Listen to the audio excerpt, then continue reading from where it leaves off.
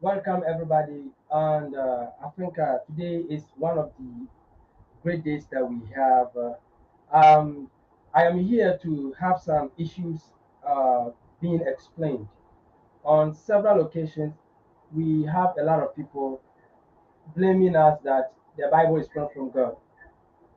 But I just want us to talk about something easily, some issues, and with those issues, maybe you will not be um, having trouble with, but other people do, and we can help them out.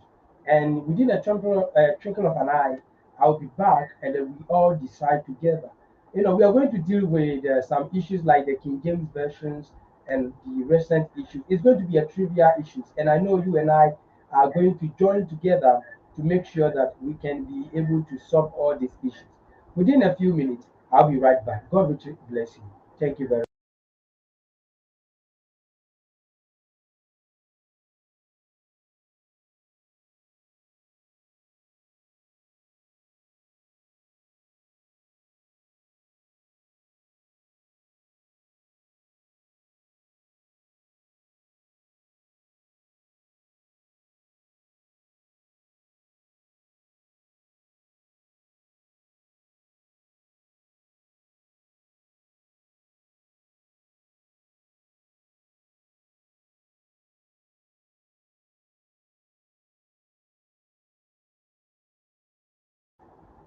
Okay, we have some people that claims that King James version, the King James version has a lot of problems, and in on several occasions when we ask other people that they should be able to understand the Bible, all that they keep on telling us is, why don't you stop using the Bible and think? On several occasions, I've been on evangelical trips, and that is the problem I do encounter. But what is their problem at all? I think it is not about any issue. The issue reflects on when we have not educated the public. And today, I want to first deal with the King James version. Okay. Now, first, I want you to understand that King James didn't translate anything for English. I want to repeat again. King James did not translate anything for any Christian. No, he did not deserve of being the translator of the Bible. Please, our technicians did that.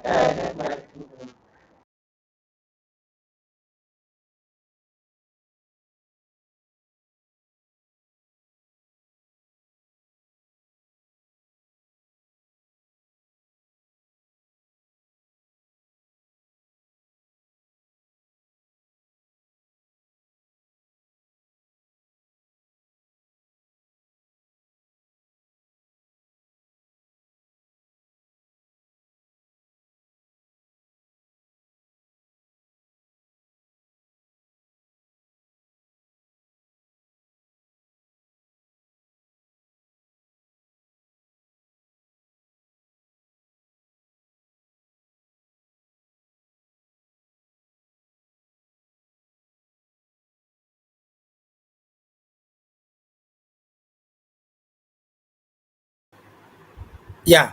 So King James did not do anything to for Christians, please. And whenever we hear people blaming Christians while they have been using the Bible to disturb and being using the Bible to confuse other people, sometimes, in fact, it look disturbing. Why? Now, King James the first of England, he was a king. That was King James. He was a king. And as a king, his full name was James Charles Stuart. James Charles Stuart. And James Charles Stuart, the king of England, what he did was, there came a point that there were a lot of disputes among some Christians. We did have the original manuscript that was not touched.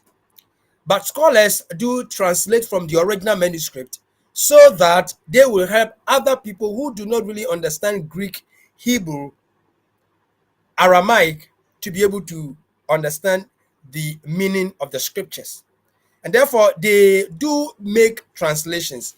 And those translations, we get the versions like Tyndale Bible, the Coverdale Bible, the Matthew's Bible, the Great Bible, the Geneva Bible, the Bishop's Bible. And all these Bibles were there. But, there came a point that King James saw that, no, I am a king. I rule over my people. There are some group, they are Christians, and there are some, they are not Christians. So what about if the Christians are having some little problems with whatever they've been saying? Then why don't I mobilize them to be able to resolve that dispute? That is the first issue that came upon, that King James mobilized the scholars of Christianity to be able to translate the original manuscript into English. But hold on, I want to give you some clue over here. King James personally did not translate the Bible. He simply authorized and supported the project. And that is it. Why he links to the Bible. He said, in 1604, at the Hampton Court Conference, Puritan leaders requested a new English Bible translation from the perceived bias of early ones. So they requested of a new version of the Bible. They wanted to be united. So the mind of King James was to unify Christianity, but not in a way of using his own authority. Hold on. James agreed partly to have one official version, that one unified the Church of England and reduced dispute. So what he did was he mobilized all the scholars in Christianity.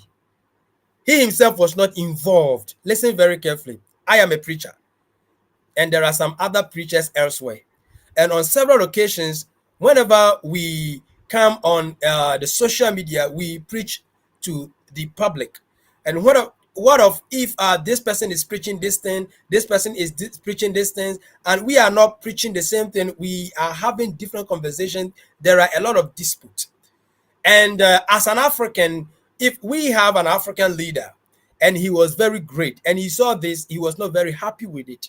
And when a lot of Christians requested that he help them to mobilize the resources so they will be able to have one common language or common Bible to use to be able to resolve all these disputes. Assuming the president says, okay, no problem, then I want all Christians to bring your scholars.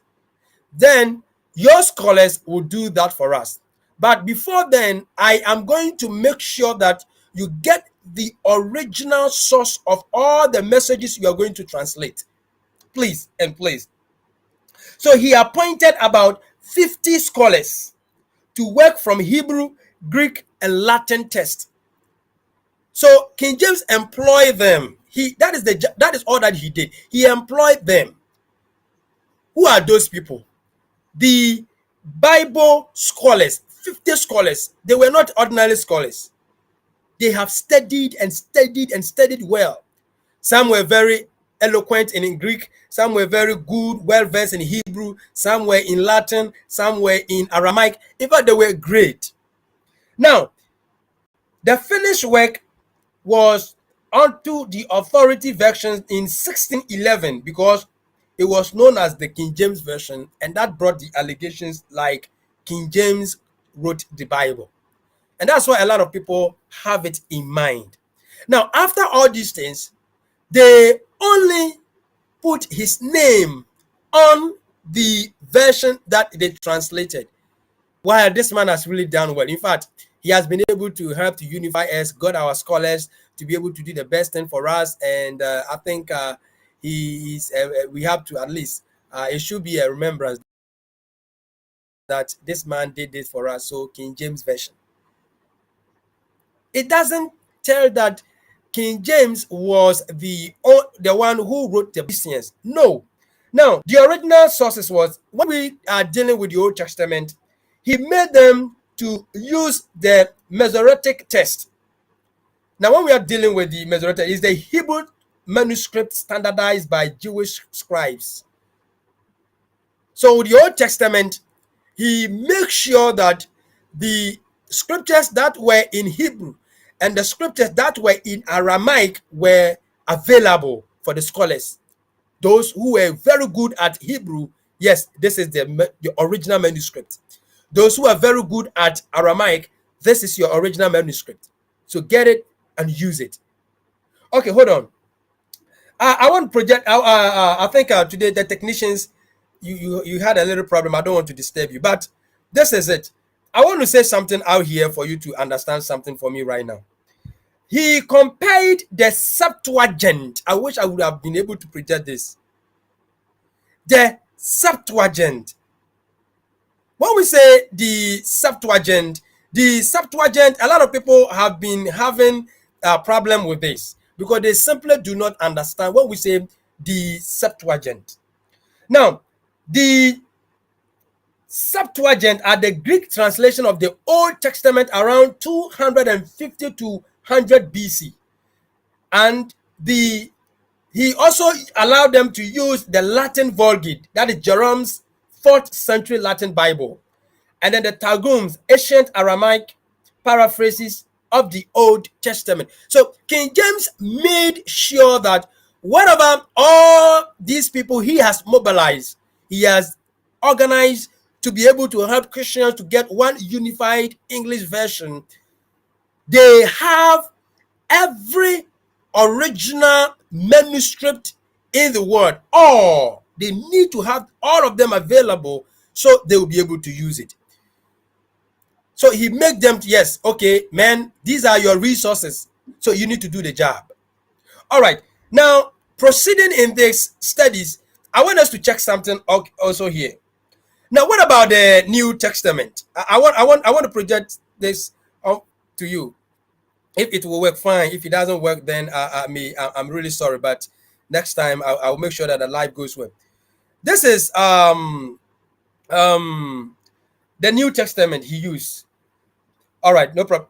Based on the Textus Receptus, that is received text, a printed Greek New Testament compiled mainly by Erasmus, that is 1516 to 1536, and later refined by Stephanus 1550 and Beza in 1598. So King James did not do anything. All that he did was to mobilize Christians so that they will be able to have a single unified English version that will help them to avoid dispute in the Christendom. Now, he said the Textus Receptus was made from a small number of late medieval Greek manuscripts, marked from the 12th late century later. So, in dealing with these issues, please, King James did not write any Bible for any Christian. Please and please and please. On several occasions, whenever I am doing Bible studies online, whenever I post videos, I get a lot of comments. Many people do ask me this question. They do say that, hey man, you are speaking of the Bible, always trying to defend the Bible. Have you read about the King James Version? No, it is not about, maybe you do not really have an understanding of the King James Version. So I humbly beg you to make your research well. Please read and read and read and read well. Make your research. Sometimes we argue in a way that we are not willing to get any other information. But whatever we know is what we want people to believe. No, if you will not be intellectually dishonest with yourself, you will realize that King James did nothing, no, deserving of someone who wrote the Bible. No, no, no, no, no. And then there was an issue about the Ethiopian Bible. Somebody asked me of the Ethiopian Bible. Give me just a few seconds. I'll be right back.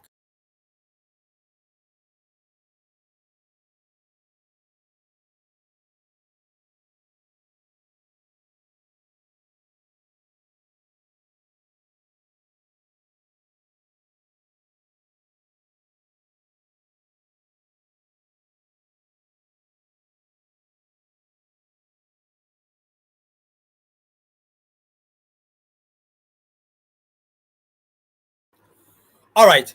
Now, when we are talking about the Ethiopian Bible, I think we need to be able to understand that when we say Ethiopian Bible, it doesn't really mean that, since people have the assumption that Christianity, Africa, the garden of, this is how people think. This is how people think. They say Africa, Africans were the first people God created. This is lie. I've made that video. Please, you can go through my videos and you see that it wasn't black. God didn't create, but the pigment that God used in creating Adam and Eve was not black. Please, it was middle tone. Even scientific proof that middle tone can give all the colors. So please, whenever people are deceiving you with that, the Ethiopian, Adam and Eve, the Garden of Eden was at Ethiopian, is a lie. It's a lie. Please don't accept that. But what about the Ethiopian Bible? Now, if you compare a lot of things, you will see that the Ethiopian Bible is comparison of the original Bible and the Apocrypha books together. They join them together. So instead of the 66 books, it is over 80 books. That is the Ethiopian Bible. So please, I want you to be extremely careful about the Ethiopian Bible too.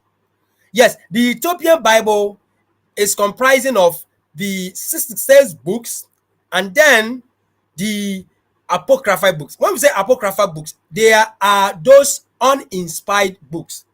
They do not meet the rules and standard for a book to be used as an inspired book from the God. So please, I want you to be very, very careful. To my fellow brothers and sisters out there, especially my brothers at Nigeria, most of you have been insulting me anytime I do these apologetic videos. Sometimes some of you even do insult me a lot, but I don't have any problem. The problem I have with you is, whenever you listen to me, you should also go and make research whatever I said, if it is true or not.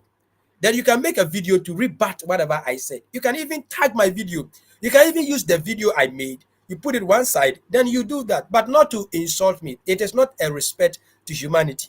But let's put that one aside. So please, the Ethiopian Bible is not the Bible to be trusted. It is comprising of the 66 books and the uninspired books. That is the Apocrypha books. Please. All right. And recently, I had a lot of messages about the prophet who prophesied that there will be plane crash, and it did happen. I think I have made a video, but still, some people did question me. Yeah, brother Pole, yes, I watched your video, but I think you did well a lot.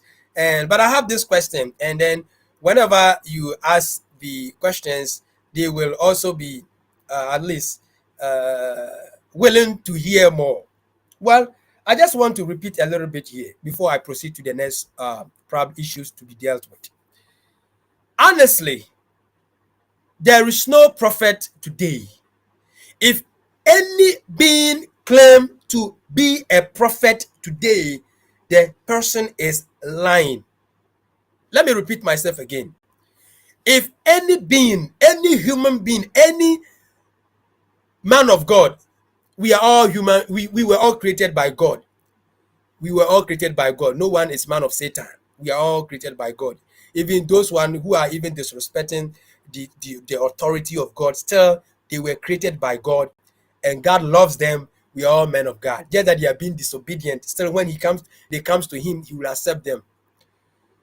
But the so-called men of God who calls themselves apostles and pastors and preachers, the pastor issue, even in the denominational churches, when we are calling other people, pastor is elder. And when the person is being called a pastor, he is not married. We'll deal with that issue afterwards. But this is it. The Bible makes us to understand in 1 Corinthians chapter 13, verse 8 to 10, that there is no, please listen and listen very carefully. There is no apostle or prophet today. So if any being claim to be apostle or a prophet, he is a big, with due respect, liar. Look, hold on. I'm telling you the gospel truth. If any being claim to be an apostle or a prophet today, the person is a big liar. Why am I saying this? I am saying this because in this world right now, if you go to US, if you go to London, if you go to Italy, if you come to Africa, in Africa especially, Nigeria and Ghana especially, we have a lot of false people claiming to be prophet and they are lying to the people. This is why we need to be very careful. He said, when the perfect has come, in 1 Corinthians chapter 13, verse 8 to 10, the imperfect shall pass away. So the issue is we need to be extremely careful. Now, what about when we predict? Recently, we heard of weather conditions. There are a lot of weather problems. A lot of problems in the weather. And people were even talking about the geographers and weather forecasters. They were talking about it. And we know causes of plane crash. It does happen. So whenever you are smart, you can focus on the issues and then you can predict. Now, in my previous video, I made an example that Dr. Kwame Nkrumah, the first president in Africa, right? The first president to gain independence, that is Ghanaians. We Ghanaians. He predicted for us that there will be neo-colonialism if we do not unite as Africans. And that is happening. So is Dr. Kwame Nkrumah a prophet? He's not the only person. There are a lot of people who did predicted certain things, and it is happening. On several occasions, our parents can look at certain things, they can look at how we are behaving, and they will be telling us a lot of things that, hey, if you are not careful, if you are not this, if you are not stopping this, if you are not doing this, this is what is going to happen to you. Does that mean our parents are prophet? No. Myself, I am smart in some extent that I do listen and look at some situations, and then I do predict certain things, and I see to be happening. Does that mean I'm a prophet? Somebody will say that you don't have a spirit of God. You don't have the spirit of God. That is why you are saying this. Do you understand the spirit of God? Does the spirit of God tell people to prophesy that there will be plane crash? Then the plane crash will happen. Then when the plane crash happened and people die, people's husbands, people's wives, people's children, when they are dead in the plane crash, then the prophet will come out. Yes, I said it. I said it. It has happened. Then you use it to exhort yourself. Is that not wickedness? Is that not your so-called prophecy, wicked prophecy? Why don't you prophesy that 3 years to come, Ghana will be like America? Why don't you prophesy that 2 months to come, Africa will be like UK? Why don't you prophesy that 7 months to come, every being in Africa will have a job? Why don't you prophesy anything that is good that will make the people to succeed? But always you prophesy about death. This president will die if he doesn't see me. This will die. Oh, look. And that is how it turns into business and politics. It turns into business and politics. But no wonder our politicians, with due respect, you do listen to these people and you follow them. That's the main reason why they are able to be giving out their false prophecy, which are the predictions. So there are predictions going on that are claimed to be prophecy. They are not prophecies. There is no prophet, please. But I have a request, a big request in the whole world. I know some people will be very angry because I am saying this. But even if you are angry with me, I know definitely that one day you will get to understand me. My request is this. There came a point that in Ghana, there was an appointment of an IGP, right? And this man was arresting any prophet, so-called prophet, who will prophesy about something. And by that time, we didn't hear anything bad. We were free in Ghana. But as that thing was taken off, now we are hearing a lot of things in Ghana. This prophecy is going to happen. This prophecy is... Look, my request is this.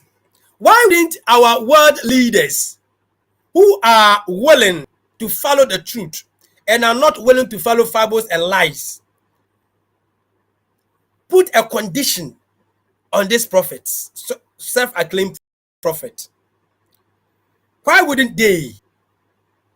And if we will do that, I think it will help us a lot. Because in fact, these things are bringing a lot of issues in the world. Why would we prophesy there will be a plane crash and the plane crash happened? And so what? Please and please and please, world leaders, I can't encourage you. I'm very sorry. I want to beg you, please, with due respect, I want to beg you to let these people to stop. We've been preaching and we've been telling the truth online, and a lot of people know that we've been telling the truth. Those of our brothers who do insult and later they give us a call and said, I have now really understood that there is no prophet. And they are the cause of a lot of people speaking ill against Christianity. The way they behave gives the other people who do not really believe in Christianity and the Bible to say anything against the Christendom. Please, we need to be extremely careful. All right. Now, I want to, somebody also asked me the other time when we went for the charity home. We have been donating certain things to charity. We went, and a lot of people were thinking that it is my own money. Today, I am here to nullify these statements and then to clarify myself and to let us know the truth within this page. The Churches of Christ, I think this one I can control it, even if my technicians will not be able to help me. I can do it myself here a little bit. Yes, I once said that the Churches of Christ worldwide, we are non-profit organization. I have not monetized this page on Facebook, on YouTube, I don't make anything. My mind is not on this. My mind is I'll share the gospel that we all have salvation. But as I keep on sharing the gospel, some people do consult me that they want to send me to charity home. They are outside Africa, so if they have money, so they want to send me, and I will use in the name of the Churches of Christ worldwide. Then I'll buy items and donate it to these people. So recently, I think it's been three times or so. We have visited the charity home. We've been to the hospital. Not my money, please. It is the followers, those of them who really understand giving, that do give me those money. So some people do send me message that you are being rich, or you are donating to charity homes, you are doing well. Please, I am not the one. Please. Okay, it is the Churches of Christ worldwide followers that are doing the job. Okay, now I want to answer this question.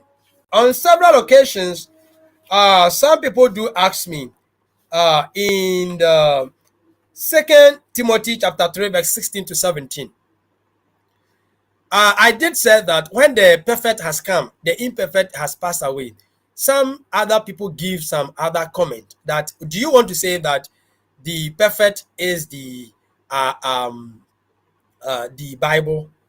So they think that, okay, the perfect will come after Jesus has come. This is what a lot of people have been saying.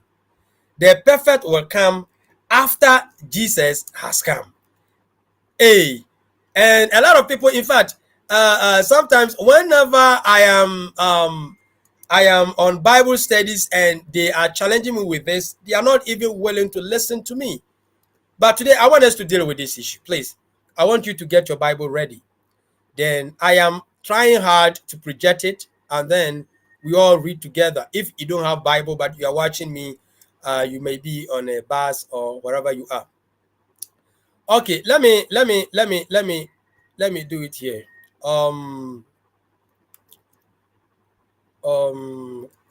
Okay.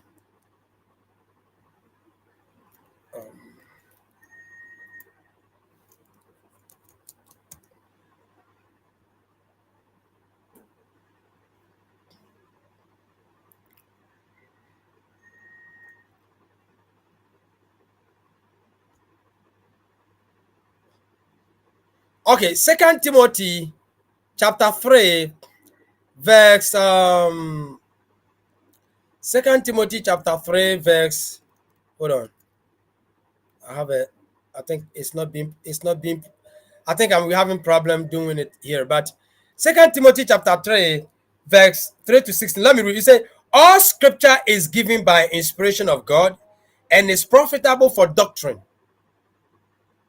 for reproof, for correction, for instruction in righteousness, that the man of God may be complete, thoroughly equipped for every good work. So the Bible makes us to understand in 1 Corinthians chapter 13, verse 8 to 10 that whether there be knowledge, it will vanish. When we say knowledge, within the first century Christendom, they needed not to be preparing for lessons. Whenever if they are going to preach, it comes directly in their brain, and that's what Stephen was able to recite. In fact, the journey of Jacob's children to Egypt and then their returns and blah blah blah blah without anything, and that was knowledge. And Paul made those at Corinth to understand that whether there be knowledge, they will vanish away in 1 Corinthians chapter 13. And then he proceeded that whether there be tongues, it will cease. They said, for we prophesy in part. Listen very carefully. In part. The in part makes us to understand that the in part is whenever something was written for Christians at Corinth, it will not be at Thessalonica because they were mobilizing the people.